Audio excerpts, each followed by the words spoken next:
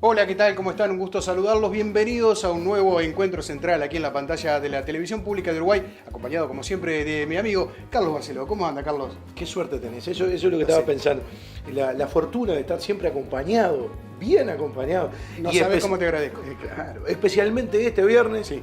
muy bien acompañados por nuestros invitados.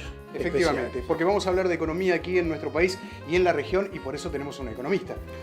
Nada menos que el ex director del Banco Central, quien además fuera quien estuvo más años en la historia del Banco Central a su frente.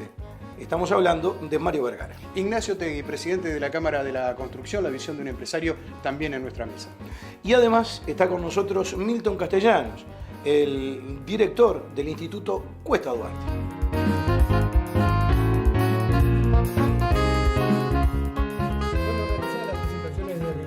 Viernes a través de la pantalla de la Televisión Pública de Uruguay. Le damos la bienvenida a los integrantes de la mesa. ¿Cómo le va a usted? Gracias por estar con nosotros.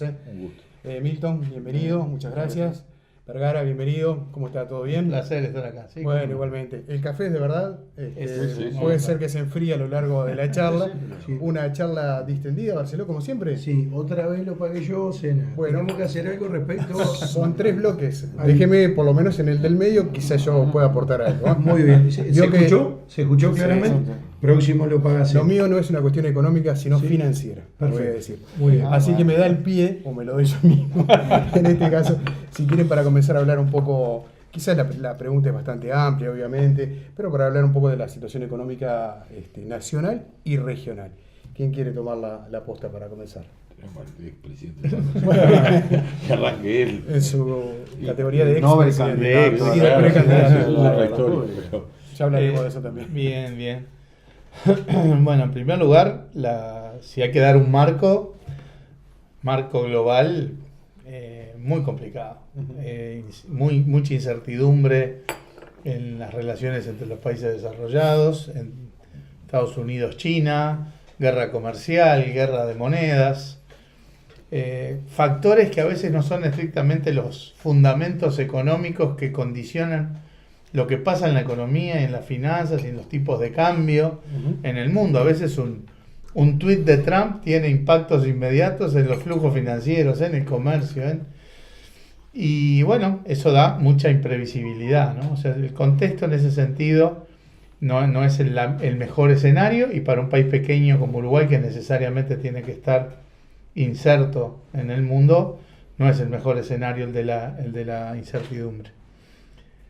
Por otro lado, la región no goza de buena salud.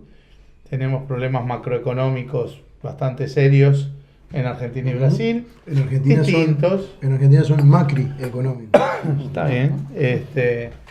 Evidentemente había desequilibrios en el terreno macroeconómico que ya tienen un tiempo en Argentina, pero que el gobierno de Macri no ha sabido encauzar. Bueno, termina yendo al Fondo Monetario, porque para hacer las cosas que lamentablemente va a haber que hacer en Argentina, de ajustar un montón de aspectos, se necesita tiempo, y como Argentina no tenía espalda financiera, tuvo que ir a pedirle la espalda financiera al Fondo Monetario.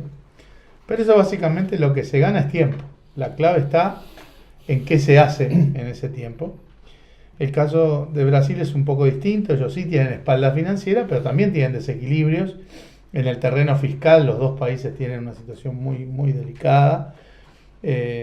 Grosso modo, es casi el doble del déficit de lo que tenemos en Uruguay. Claro. En Argentina tenemos una inflación que está retornando a niveles de 40%, después de haber intentado una baja hacia entornos del 20%. Malas noticias también en el terreno de la producción. Argentina a principios de año se esperaba que fuera a crecer 3%, y ahora las expectativas son de que va a caer 3%. Brasil, que también se esperaba un crecimiento importante, va a estar creciendo en torno del 1%. O sea, se ha enfriado enormemente la cuestión del crecimiento, y hacer procesos de ajuste en contextos de crecimiento es un poco más sencillo que hacerlo cuando la economía además está cayendo. Déficit comercial enorme en Argentina. O sea, todo el combo macroeconómico en Argentina es muy desafiante.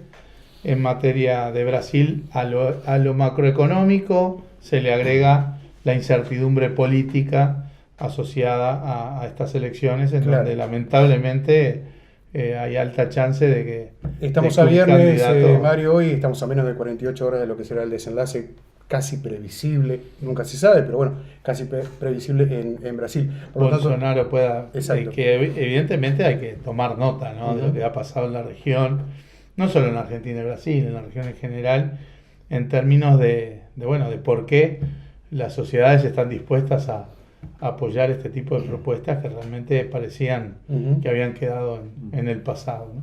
En ese contexto, Uruguay sigue creciendo, obviamente con un crecimiento mucho más frío que el de años anteriores, que cuando crecíamos a promedio de más del 5%, ahora estamos en órdenes del 2 y algo por ciento. Como siempre, el crecimiento nunca es parejo en todos los sectores. Claro. Hay sectores que tienen más dificultades, otros que andan bastante bien, y con desafíos importantes. Tenemos el desafío de adecuar las cuentas públicas, el terreno fiscal. Tenemos el desafío de reactivar nuevamente la inversión. Aquella inversión que viene con intenciones de vender a la región, dada la situación regional, bueno, quizás por ese lado uno no puede ser demasiado optimista en el corto plazo, pero bueno, hay que activar otros mecanismos para promover la inversión. Tenemos crecientemente también el desafío del empleo, asociado a la evolución que estamos hablando, pero también asociado a una dinámica tecnológica que atraviesa todo. Son tendencias inexorables, atraviesa qué se produce, cómo se produce, qué empleos van a existir y cuáles van a crearse, qué capacidades requieren los trabajadores para ese nuevo mundo, desafía todas las políticas públicas de la educación, las relaciones laborales, todo lo que es fiscalización, tributos, seguridad social, regulación. O sea, la dinámica tecnológica es un desafío mayúsculo. Les propongo abrir un capítulo especial sobre ese tema porque parece realmente muy importante. El tema de la capacitación aparece como fundamental también en todo esto. Pero vamos a seguir analizando la situación nacional y de la región. Milton, Cuesta Duarte provee herramientas muy interesantes para analizar precisamente a través de esos análisis de coyuntura que realiza. ¿Cuál es la visión que se tiene desde allí?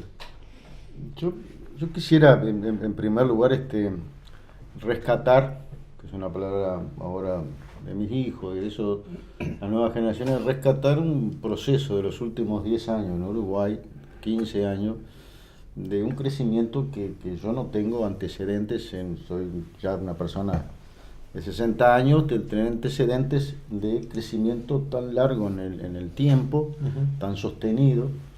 No hay, yo me acuerdo en otras etapas de vida, es decir, las crisis eran cíclicas, los crecimientos eran exponenciales, pero a los 2 o 3 años, 5 años caía.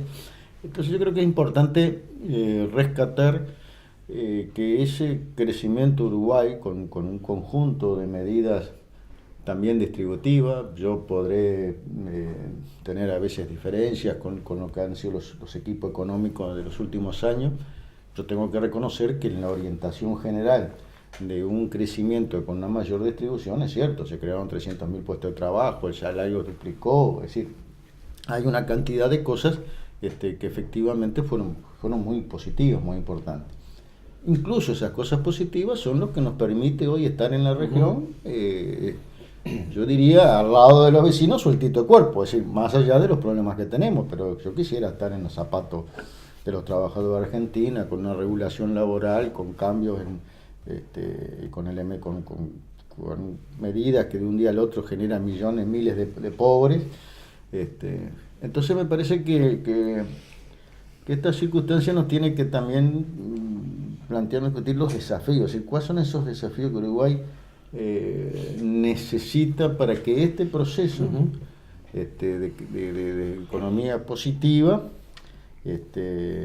se logre procesar. Y bueno, yo creo que ahí tiene que haber algunos debates, ahora nada más y nada menos que una elección nacional, de propuestas, de medidas, y como Uruguay puede seguir creciendo con equidad en una región más difícil y con niveles que no vamos a poder, es decir, pero es muy difícil en la vida, es decir, crecer a un ritmo de 6%, 5%, es como que tener 20 años y una novia de 18 y mantenerme así durante Es decir, la vida tiene sus ciclos.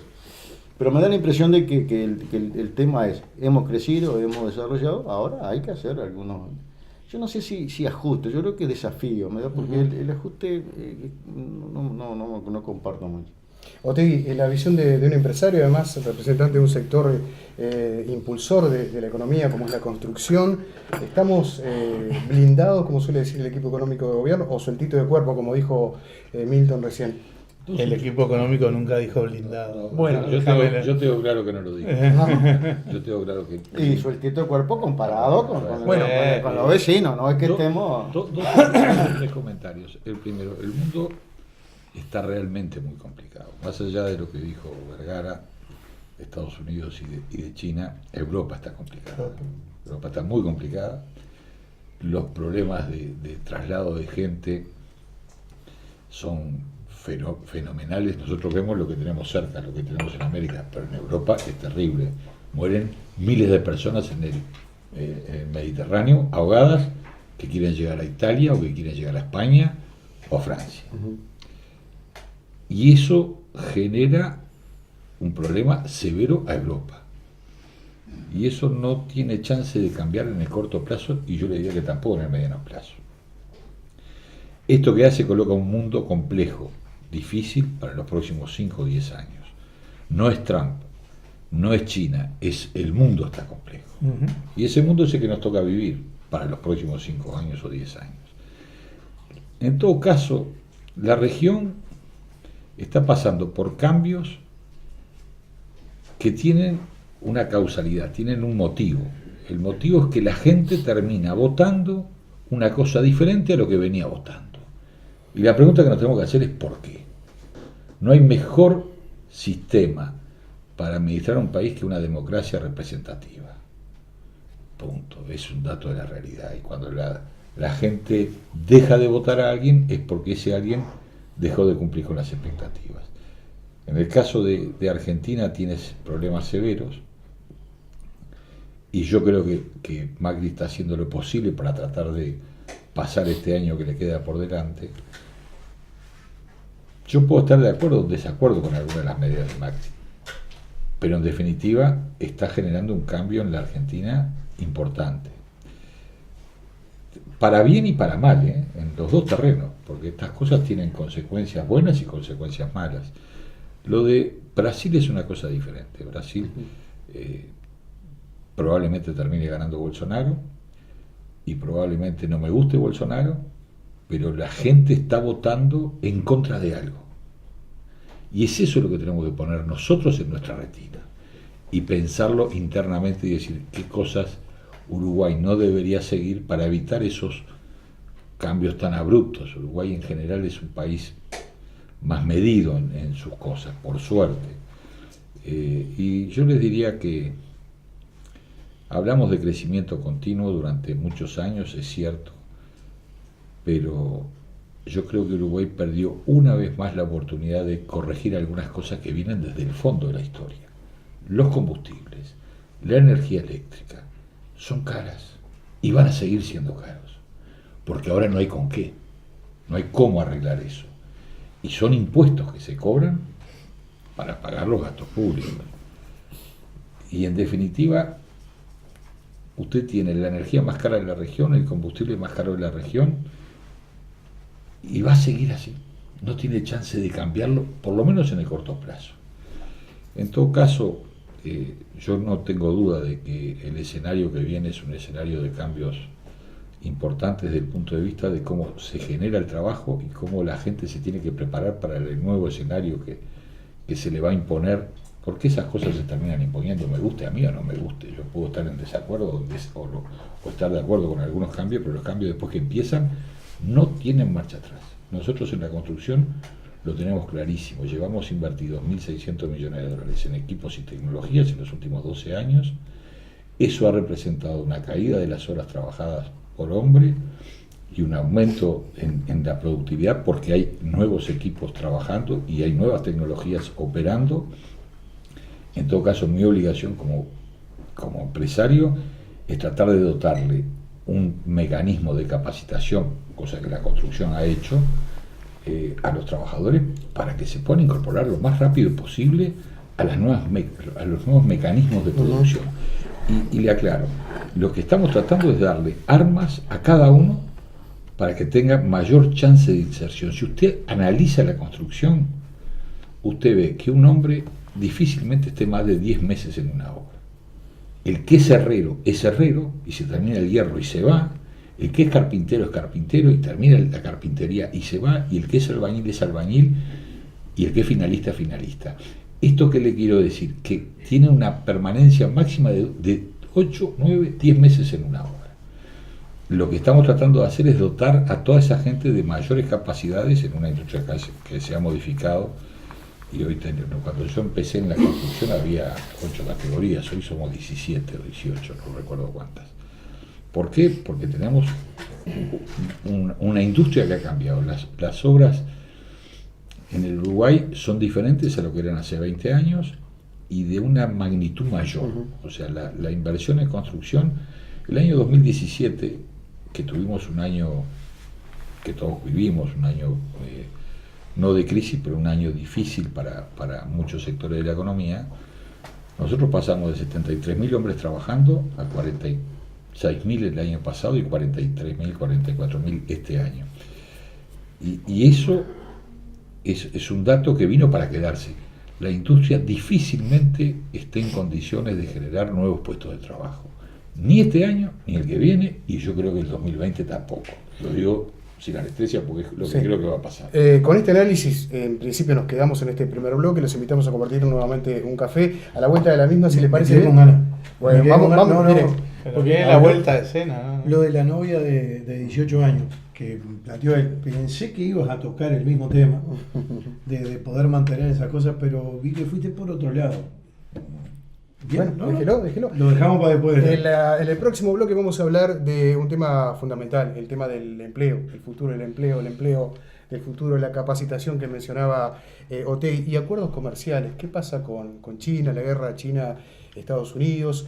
¿Qué perspectivas tenemos de lograr acuerdos comerciales desde acá, desde el Río de la Plata, de esta esquina donde nos toca vivir? Ya venimos.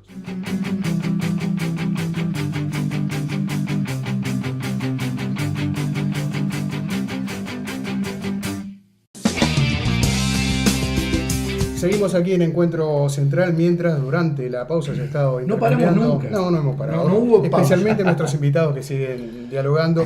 Vergara, le propongo hablar de China. Yo sé que es un tema que a usted le interesa mucho. No es un cuento chino, es una realidad. ¿Qué perspectivas tiene Uruguay de un acuerdo, de un tratado de libre comercio con China? ¿Qué va a pasar con el Mercosur? ¿Estamos atados allí? La integración de China al mercado mundial ha sido la gran novedad del siglo XXI, ¿no? Y ha modificado sustancialmente todas las relaciones económicas, comerciales, incluso en algún terreno financieras y cambiarias del mundo. Acaba de inaugurar un puente de 50 y pico kilómetros. 55 kilómetros. Sí. El sueño de todo empresario de la construcción. Esos pilotes, yo quisiera ver a Otey haciendo esos pilotes ahí, ¿viste? Hicimos un solo trabajo en mi empresa. Un puente. No, pero China es el gran actor nuevo del mundo y por eso esta lógica de guerra comercial que de alguna manera inicia Estados Unidos no es una buena noticia, porque por más que uno pueda decir, bueno, capaz que tenemos algún nicho y Uruguay por el tamaño que tiene, los nichos son importantes, obstáculos al comercio a nivel global a la larga nunca son buenos. Ahora, China tiene una estrategia de largo plazo.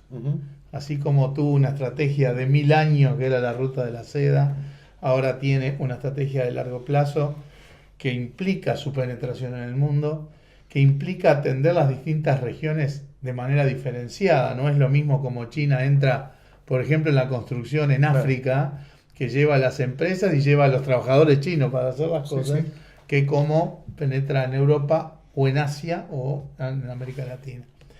China es un principal comprador de productos en América Latina, prácticamente es el número 1 en todos los países.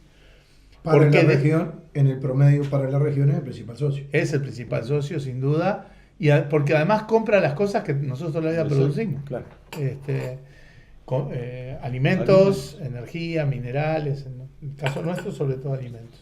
Y la perspectiva en ese sentido para nosotros es buena, o sea, nosotros no tenemos grandes trabas en el sentido de que no tengamos acceso al mercado chino en las cosas que nosotros producimos.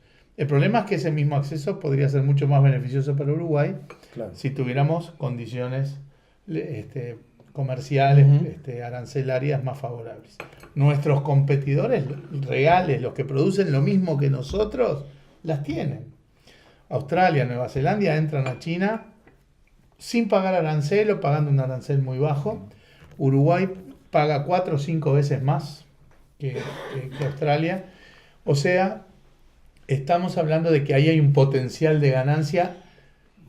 Reitero, no tanto en términos de acceso, porque yo creo que no le exportamos más carne, más celulosa, más soja a China porque no producimos más. Pero las condiciones comerciales tenemos que mejorarlas porque, a ver, estamos pagando cientos de millones de dólares de aranceles por año. Imagínense todo lo que podemos hacer.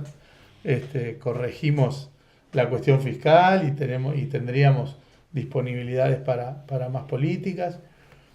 Ahora, un acuerdo global, integral, tipo Tratado de Libre Comercio con China, difícilmente Uruguay lo pueda encarar aisladamente. Eso tiene que darse en algún tipo de marco en el Mercosur. El Mercosur no goza, como decíamos recién, de su mejor salud. O sea, negociar hoy para Argentina y para Brasil no parece estar en el menú porque primero tienen que arreglar sus respectivas situaciones. Uruguay siempre ha pedido flexibilidad para esa negociación, así como en algún momento se tuvo para la negociación con México, pero hasta el momento políticamente eso no ha sido factible. Y quizás haya que pensar en algún tipo de acuerdo más marco que permita aprovechar nichos, ¿no? O sea, por ejemplo, con Estados Unidos no se firmó un tratado de libre comercio, pero hay un tratado marco de inversiones y comercio que nos permite cada tanto abrir espacios de nicho, ¿verdad? Entraron los cítricos, la carne ovina, etcétera, que a nivel sectorial son resultados importantes. Yo creo que hay que apuntar a algún tipo de negociación que no tiene por qué ser grandilocuente. Claro. Le sacamos con el China. término del Tratado de Libre Comercio, por ejemplo. No, eso creo que hasta que el Ya está. Mercosur no se reacomode no le veo factibilidad, pero quizás sí algún tipo de acuerdo marco que permita obtener algunos beneficios en materia arancelaria en nichos que nos puedan servir. El mercado chino es enorme, hay muchas chinas, porque todo el mundo piensa en Shanghái, en Beijing, claro. pero tenés zonas con 300, 400 millones de personas Totalmente. inexploradas por el mundo occidental. Y la mitad son chinas. ¿Eh? De esas personas, la mitad son chinas. La desproporción que creo que tú mencionabas, corregime si estoy equivocado, también en relación al tamaño de los países con el turismo, ¿no? O sea, la cantidad de uruguayos Exacto. que van a China y los que vienen acá. Creo que el último dato que tenía era que iban unos 5.000 uruguayos a China por año y venían unos 4.000 chinos por año a Uruguay. O sea, pero ahí nos obliga a tener una La política. mayoría eran que son comerciantes. Sí, claro, vamos a hacer negocios. Pero lo que pasa es que no vamos a traer turismo chino si no tenemos una estrategia específica. El tipo de turismo que hacen los chinos no es el de playa, es UNESCO, o sea, podría ser anglo, colonia del Sacramento, estancias, cosas por el estilo, tema idioma, temas culturales, o sea, hay que atacar de manera integral. Si uno hace eso razonablemente, y quizás haya que hacerlo también en sociedad con empresarios chinos que tengan know-how de traer y atender a los chinos en el turismo, el potencial es enorme. Sobre todo porque en Europa hubo un impacto con la presencia del turismo chino. España y Francia puntualmente les movió la aguja la presencia de China. Cualquier movimiento de ellos, sin Lo duda, que pasa es que mueve, cualquier ¿no? levanta un poquito los niveles de bienestar y se caen millones de chinos al bienestar, ¿no? ¿Cómo se ve ese jugador, Otegui? A ver, China es en sí mismo un fenómeno. Es un país milenario, es un país con una cultura diferente a la nuestra, es un país que con un régimen político determinado y un sistema económico diferente a lo que estábamos acostumbrados, se está abriendo al mundo. y está empezando a generar cambios internos muy importantes y cambios en el exterior tan importantes para el resto del mundo como son los internos para ellos. En todo caso, Uruguay lo que debería tratar de hacer es negociar todos los acuerdos comerciales que le den garantías de poder colocar sus productos y que le permitan un intercambio comercial equilibrado. Esto es sin desproteger a las empresas uruguayas, que hay que buscar una razonable protección, tratar de colocar en la mayor cantidad de mercados nuestros productos. China es un actor importante, y yo le diría que central, pero no es el único. No es el único. Si nosotros creemos que arreglando un libre comercio con China o algo parecido solucionamos el Uruguay, no lo solucionamos. Uruguay tiene necesidad de trabajar y de fomentar los intercambios comerciales con todo el mundo. El Mercosur nunca fue amable con nosotros y tampoco lo fue amable con Paraguay. Esa es la verdad. No fue amable en ningún momento. Y la ideología no tiene nada que ver con el comercio. Nosotros yo por lo menos estoy convencido que la ideología va por un lado y el comercio va por otro. Si no, no podríamos hablar de un tratado de libre comercio con China. Ahora, si yo sé que las cosas van por cuerdas separadas, las que tengo que manejar, las que debo manejar son los temas económicos. Y los temas económicos, todo aquel mercado que le dé una garantía razonable de penetración a su mercado de nuestros productos, hay que estudiarlo y hay que evaluarlo. Aprobamos el acuerdo con Chile. Yo no sé qué va a pasar con Chile, pero tuvimos 1 año y pico para aprobarlo. Esos son los problemas que Uruguay tiene, que los tiene que superar. ¿Por qué? Porque en definitiva ese mundo más agresivo, menos amable, más complejo que hoy existe, nos va a mostrar en algún momento una cara fea, porque la cara fea la tiene, y la cara fea todavía no la hemos visto. La verdad es esa. Si Uruguay está a salvo de esas situaciones, no, Uruguay no está a salvo de ninguna situación que le venga de afuera. En todo caso, ha generado fortalezas que le permiten tener un escenario más cómodo que el que tuvimos en el 2002. Pero ojo, que el escenario externo es complicado y nos puede mostrar caras más feas. Yo te voy a poner un ejemplo. Sí. El petróleo está a 80 y pico dólares. Uh-huh. Ahora se habla de que probablemente haya que evaluar subir el combustible. Y vamos a seguir teniendo el combustible más caro de la región. Esos son los problemas que Uruguay tiene que tratar de solucionar. Ahora, yo no me puedo enojar con el que está gobernando hoy, porque el combustible es caro de que yo tengo uso de razón. Es así.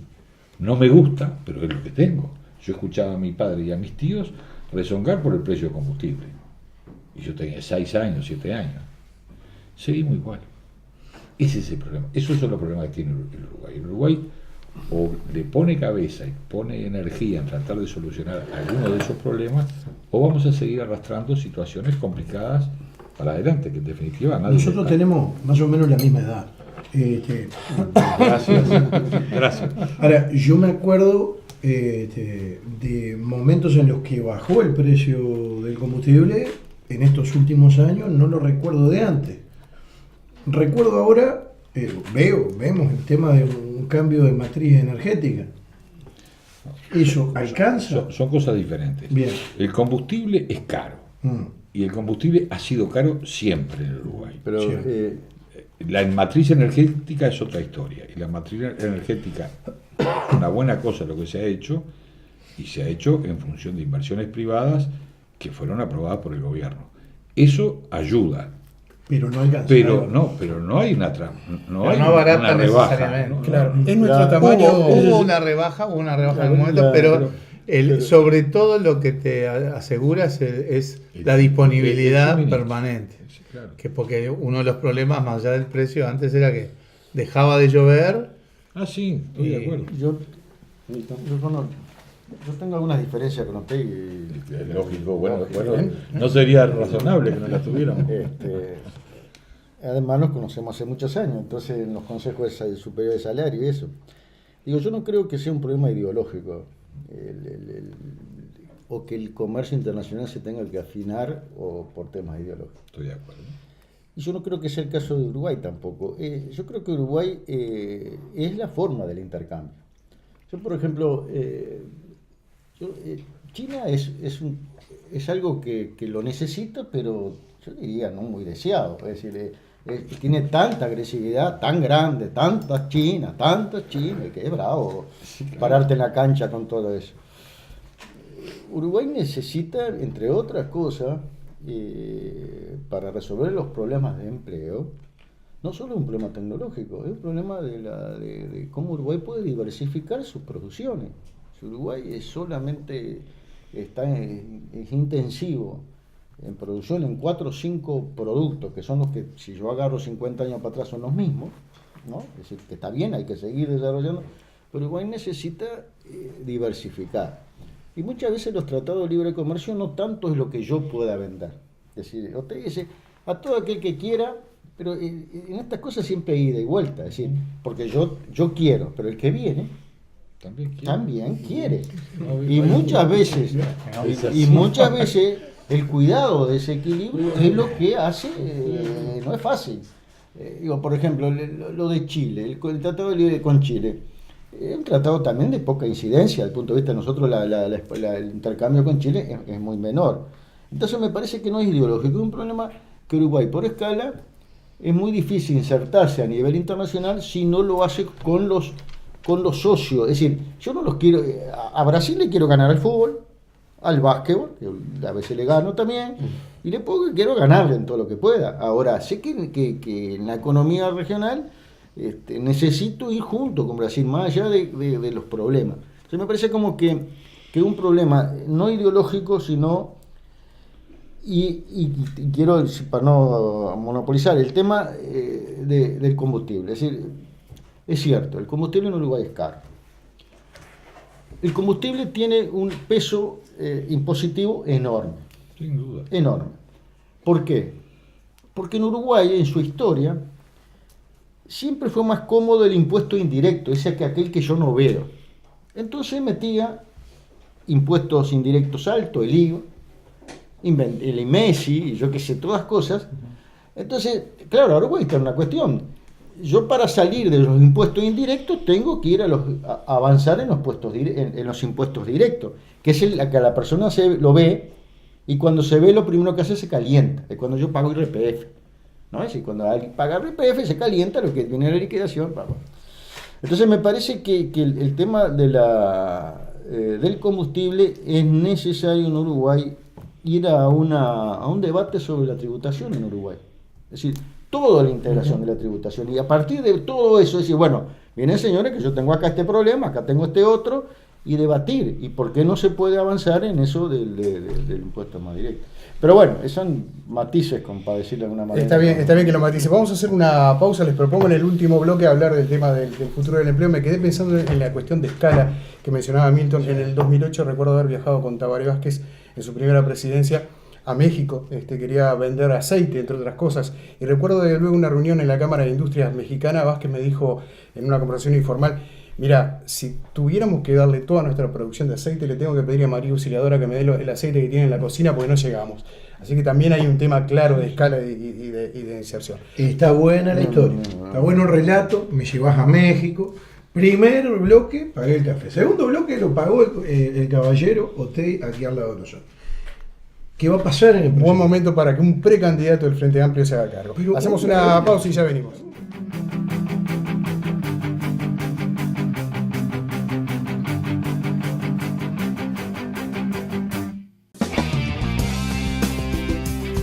El trabajo del futuro, el futuro del trabajo, el avance de las nuevas tecnologías, cómo impacta esto en Uruguay, qué pasa con la industria de la construcción, cómo se ha visto afectado, favorecido por estas nuevas tecnologías. En principio un neófito, como es mi caso, diría, pero ahora se levanta rápidamente un edificio, una construcción, algo que no ocurría hace tiempo. ¿Es así o te digo? Sin duda, yo creo que la construcción es diferente hoy a la que era hace 20 años. Y una de las cosas es que los plazos de obra son más cortos, son más chicos. ¿Por qué? Porque en definitiva el cliente lo que quiere es tener cuanto antes el producto terminado. En todo caso,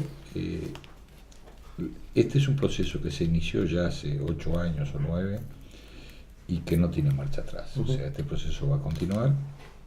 En todo caso, lo que deberíamos hacer nosotros es dejar la cabeza abierta para incorporar nuevas tecnologías y para incorporar nuevos equipos y dotar a nuestra gente del conocimiento necesario para poder participar de esos cambios. Porque acá no es cuestión de cuando uno habla de productividad, habla de una cosa compleja. La productividad no es solamente el salario de los trabajadores, la productividad es una cosa más compleja. Y cuando nosotros hablamos de productividad pensamos en el BIM. ¿Por qué el BIM? Porque es un mecanismo que inventaron los ingleses, que lo han aplicado con acierto y con buen resultado durante 15 años o 17 años, y Uruguay está en proceso. Nosotros estamos asociados a la CND y estamos en un proceso de incorporar el BIM a lo que es la industria de la construcción. ¿Por qué? Porque el arquitecto que hace el dueño que resuelve hacer una obra, el arquitecto que hace el proyecto, el ingeniero que hace los cálculos estructurales, todos los asesores que hacen los servicios de las obras, la empresa constructora, el trabajador, los subcontratos y los proveedores, todos tienen incidencia. Y cuando uno se equivoca, se le traslada al siguiente. Y cuando viene ese problema, el trasladar al siguiente es una cuenta que nadie quiere pagar. Y al final del día, usted llega a que tiene un 5 o un 6% del PIB de la construcción en el Uruguay, se pierde. Eso es plata perdida. Y no es culpa de los trabajadores o del empresario o del arquitecto. Es una culpa colectiva. Entonces hay que buscar los mecanismos para tratar de eliminar ese 5 o 6%. Porque el 5 o 6% en la industria de la construcción estamos hablando de 350 o 400 millones de dólares. Y es mucha plata. Es mucha plata para un país chico como el nuestro y es mucha plata para una industria como la nuestra. En todo caso, el desafío para adelante es continuar con la capacitación. La Cámara y la industria hace ya 8 años que está embarcada en esto y vamos a seguir por los próximos 20 años. O sea, con mucho impacto en todo el país, con mucho éxito esa capacitación. A ver, nosotros arrancamos en Montevideo y hoy hacemos capacitación en todo el país porque nos recostamos a la UTU, pagamos todos los costos nosotros, o sea, el fondo de capacitación paga todos los costos. Y estamos terminando de abrir el tercer edificio en Montevideo que va a estar destinado a capacitación de ciertas áreas. Tenemos previsto para el año que viene uno en Durazno, pensando en que venga UPM, que no le hemos nombrado, pero pensando en que UPM, siempre y cuando esté el ferrocarril empezado el 31 de marzo del 2019, y después vamos a hacer uno en Salto, porque nuestra obligación es llevar la capacitación y darle la posibilidad de capacitarse a los trabajadores donde están y donde viven. No hay que trasladarlos. Sí, es generar pequeños focos de capacitación en todo el territorio nacional. Esta es una tarea que, ya le digo, nos va a llevar unos años más. Me quedé pensando en la UTEC, que también trabaja de esa manera, ¿no? Centralizando allí en distintos puntos del país. Milton, la capacitación y quién paga la capacitación no es un tema menor. No, pero nosotros en eso, en Uruguay, hemos tenido avance importante. La creación del INEFO, el pago conjunto que hacen trabajadores y empresarios. Y Estado. Y Estado. Y ahora Estado. Bueno, y ahora Estado. Sí, y antes también. No, antes no. Hubo un... Bueno, en hay una deuda ahí que el Estado está pagando ahora. No importa. Y además levanta el kamikaze, levanta el centro para que uno entre a cabecear en el área. Y los dos quedamos iguales. Niegan que el Estado pone plata en el ahora va, niegan eso. Va a poner ahora. Va a poner ahora, pero Vinculado al tema empleo juvenil, pero eso daría para abrir otro capítulo aparte. Pero yo creo que ese es un tema, la formación. El tema del empleo es un tema complejo.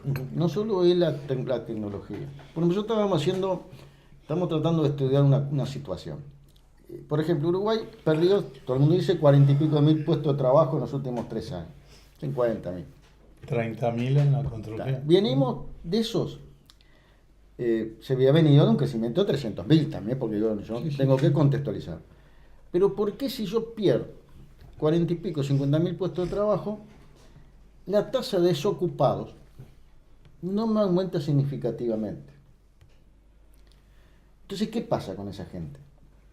Es decir, se supone que si yo pierdo un trabajo, Pepe, voy a los desocupados. No. Hay un conjunto importante de trabajadores que no van a buscar nuevamente trabajo. Es decir, es un dato que no es, nosotros no lo hemos podido revelar todavía. ¿El por qué? El por qué, cuál es, debe haber como todas las cosas multifactoriales, pero bueno, es un fenómeno de la situación.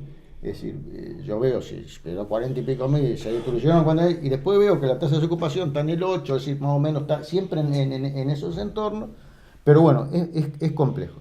Creo que el empleo tiene que ver la tecnología, tiene que ver la formación, tiene que ver la matriz productiva, tiene que ver los estímulos que haga el Estado, es decir, es todo un paquete. Y yo creo que habría que discutir, y eso nosotros se lo propusimos a los empresarios en el Consejo Superior, de crear un consejo sobre el trabajo, y bueno, no tuvimos éxito, perdimos con total éxito la posibilidad de discutir los problemas del trabajo en Uruguay de una manera más integral. Pero bueno, eso. Y el precandidato del Frente Amplio, que está sentado acá a la mesa, ¿cree que este es un tema central que debería formar parte de la agenda de la campaña? No tengo la más mínima duda, porque por supuesto que hay factores de un crecimiento más frío, de los temas, por ejemplo, vinculados a la construcción, que estabas en una sobredemanda, en un pico, y bueno, que ahora obviamente se ha reducido, ha vuelto a niveles un poco más históricos, ojalá pueda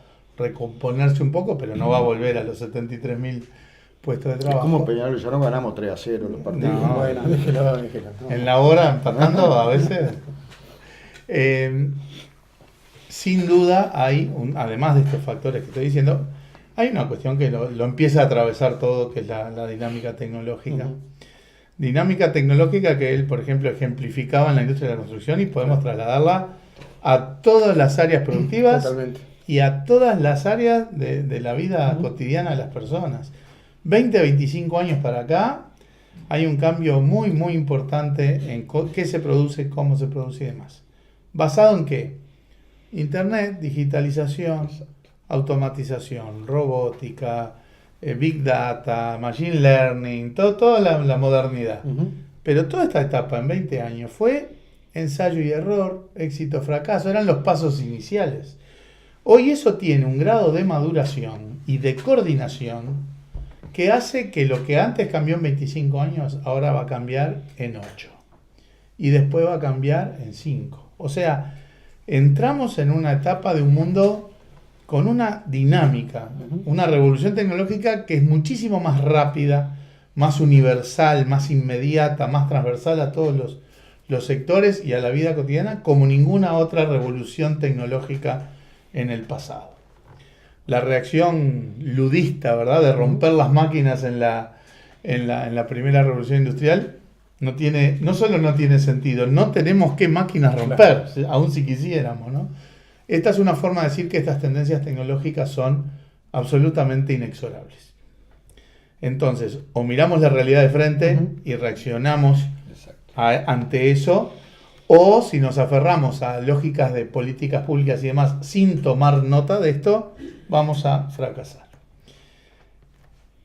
¿Afecta qué se produce? ¿Cómo se produce? El ejemplo de la construcción. En 25 años pasaste de la canchada, el Portland, la fuerza bruta, entre comillas, hoy es como un Lego, un rompecabezas la estructura, ¿no? Claro. Pero ya hay impresoras 3D de casas. O sea que está claro que en unos pocos años la lógica tecnológica de la construcción, quizás no de los grandes edificios, pero ya está también modificándose de manera sustancial. Y entonces... Decías el cómo, el dónde también. Sí, y el qué cosas pasan a ser importantes, porque en ese contexto pasa a ser importante el diseño, la creatividad, los materiales, la energía, más que de repente, o sea, ¿desaparece la industria de la construcción? No, cambia de forma. ¿Desaparecen los empleos? No, también cambian de forma. El tipo de trabajador o trabajadora que necesitas es otro. Por eso la clave de la recapacitación a mí me parece sustancial en la industria y en el conjunto de la sociedad. La robótica. Hoy tenés los robots que ordeñan, ¿sí? O que hacen... Sí, sí. Una vez se tiene la idea de que los robots son esas máquinas que hacen las cosas rutinarias, repetitivas, ¿no? No, hoy los robots toman decisiones. En los mercados financieros hay una enorme cantidad de transacciones que las toman los software directamente, o sea, los robots. Pasa tal y cual cosa, compro, vendo, ¿no? Automáticamente. En el ordeñe, como decíamos, el robot se levanta de madrugada, sabe a qué va a caer.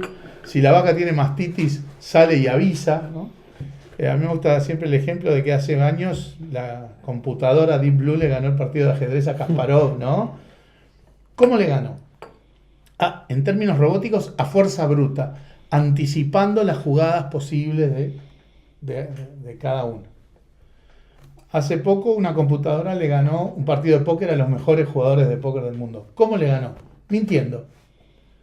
Porque cuando uno combina la robótica con la inmensa cantidad de información, de Big Data, las máquinas empiezan a generar los perfiles de la gente. Entonces va generando tu perfil de reacción, de comportamiento. O sea, las máquinas están tomando decisiones en ese sentido. Ese mundo no es el siglo XXIV y no es que pase en el mundo desarrollado y acaba a llegar dentro de 20 años. No, ya está en todos lados.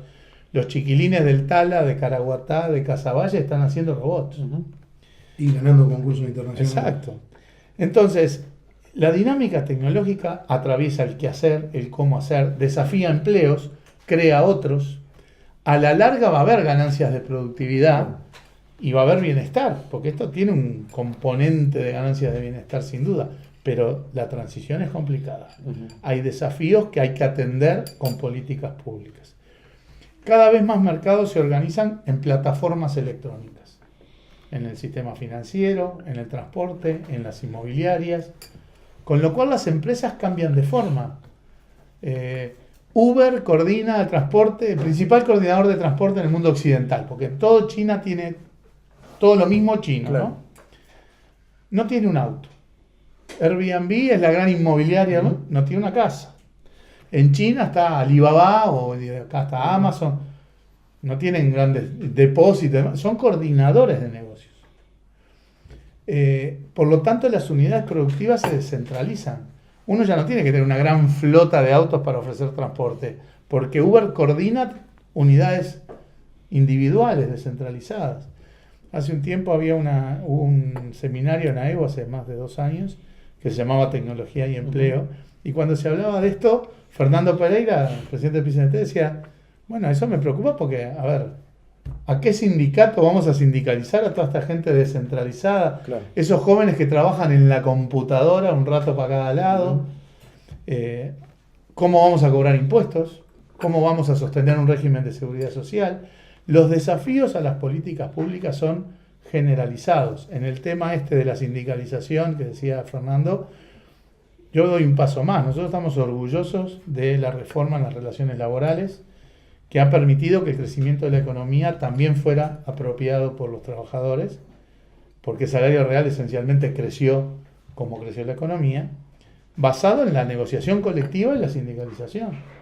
Si lo colectivo se diluye, también esas políticas quedan desafiadas. O sea, la dinámica tecnológica lo está atravesando todo, presenta desafíos enormes en términos de producción, de empleo, de comercio. Si ahora tenés impresoras 3D que te imprimen la córnea, la prótesis, buena parte del comercio, de las cosas más estandarizadas, ya no van a mandarse por barco, porque ¿para qué vas a gastar en barco, carreteras, puertos? Te mando el archivo, vos te lo imprimís. Estoy caricaturizando, llevando un poco la cosa al extremo, pero es así. Y eso condiciona qué infraestructuras vas a necesitar y cuáles no.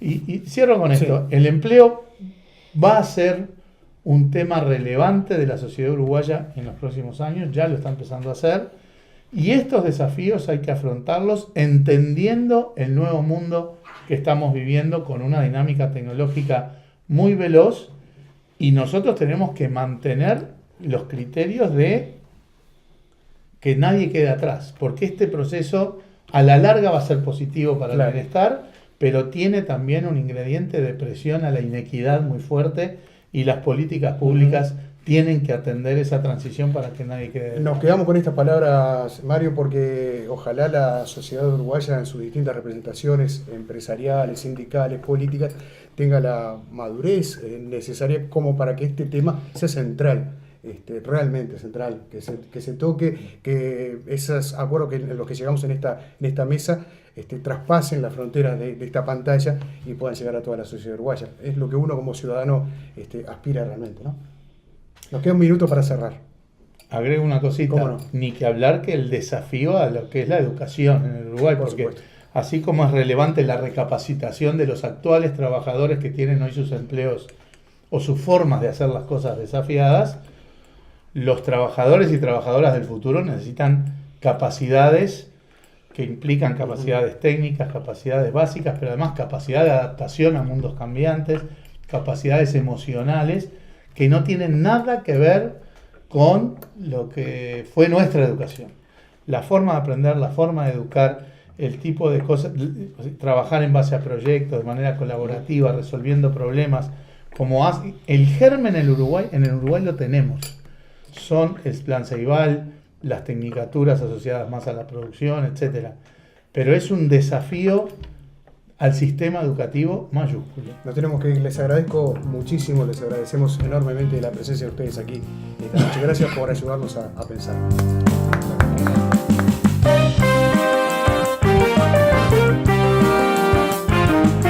Bueno, hasta aquí llegamos. Qué mesa interesante, como siempre, en el día de hoy, aprendiendo de economía, aprendiendo de lo que ocurre aquí en nuestro país y también con nuestros vecinos.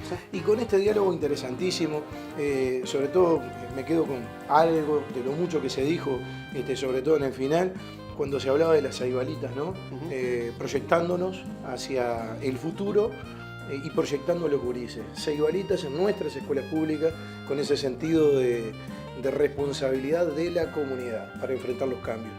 Creo que es algo de lo que podemos ir sintetizando de una mesa y un viernes muy rico. Exactamente, buen resumen el suyo, Carlos Barceló. Nos vamos, nos encontramos el próximo viernes, como siempre, a la hora 21 aquí, en la pantalla de la Televisión Pública de Uruguay. Si esperas coches, pasan tranvías, así es mi tierra, que se resfría y está engripada.